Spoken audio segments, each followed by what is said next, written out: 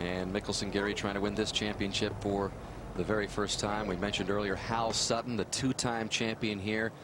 Well, he was as fond of this championship as anyone, but he's seemingly disappeared not only from this event but from the entire PGA Tour. Here's Jimmy Roberts. From Shreveport, Louisiana, Hal Sutton. Have you seen Hal Sutton? He seems to have disappeared. Actually, he's very busy, having a life, something he forgot to do for 25 years. We first came to know him in the early 80s. Amateur champion, PGA champion. He was the dashing phenom, the prototype, the next Nicklaus. You know, I thought the sun went up and set all in golf, and at times I hated it because I thought there should be more to life than that, but yet I felt as that was my destiny, that was my calling, so I had to stay with it. By 1992, he tumbled all the way to 182nd on the money list. Sometimes he said he was concerned for the spectators who followed him. He had absolutely no idea where he was going to hit the ball. I was embarrassed to walk out on the practice tee because I knew everybody's expectations were above what I was able to do. When a golfer finds that helpless place, they're not often heard from again. But Sutton certainly was. Be the right club today.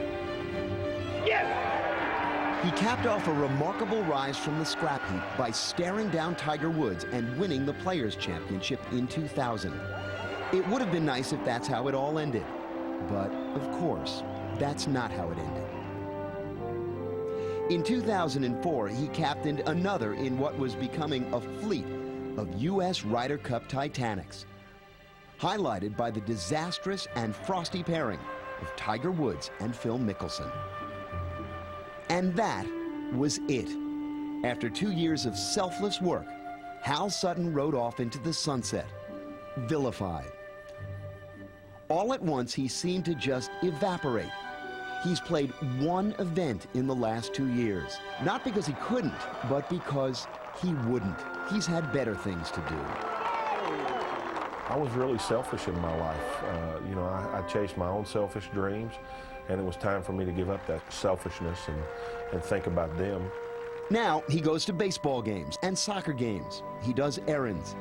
He's helping to develop a high-end club in Texas, but for 6 years now, he's been consumed by something else, too. Actually, by somebody. Come on, Reagan, hit it. Go, go, go.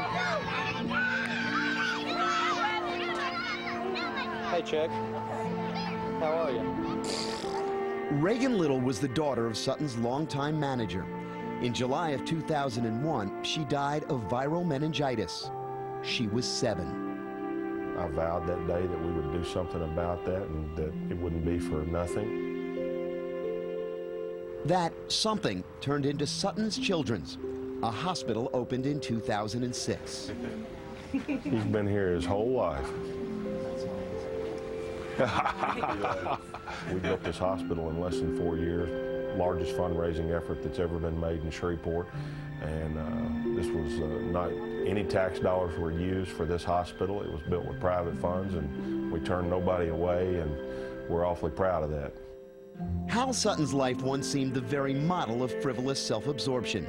The playboy who cared only about a game. But he found the game which made him rich and famous is a wonderful way to spend time, only if it doesn't crowd out the things that really matter. Who would have thought? 25 years after Hal Sutton first arrived as such a star, he could disappear and come back better than he was in the first place.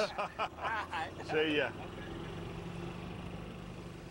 More fine work and perspective from Jimmy Roberts, who we missed this week. But, you know, Johnny, you dedicate yourself so much to this sport. It's one of those sports that almost becomes obsessive, and that's for the amateur and the professional. And the way Hal Sutton has turned it around, leaving the game of golf and helping out so many people is very admirable.